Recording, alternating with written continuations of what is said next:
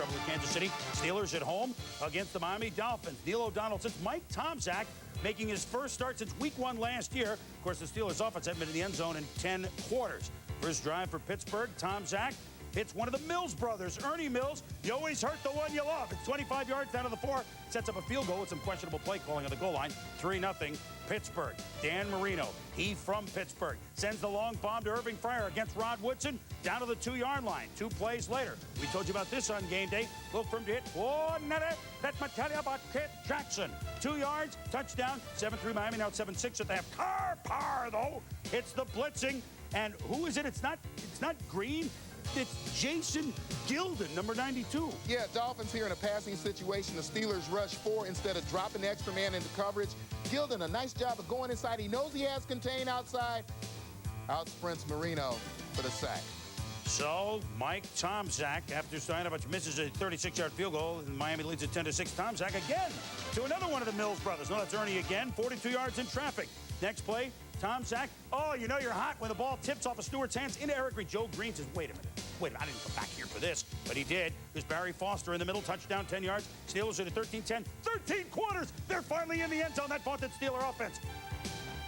Marino, though, for 27 yards after the 2-minute warning in the shadow of his own goalpost. Scott Miller. Then Irving Fryer for 17. Stoyanovich said, just get me a chance. I missed a field goal I want to atone. Marino, Michael Williams, who must have got lost singing Jay Giles, went backwards, then went down. Finally, 49 yards. Bring him on. Stoyanovich.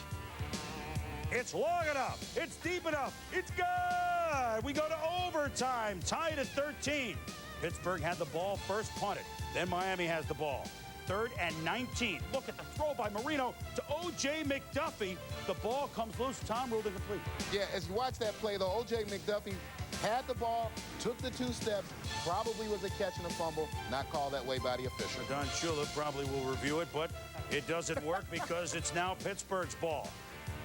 Tomczak, the screen to Barry Bananas Foster.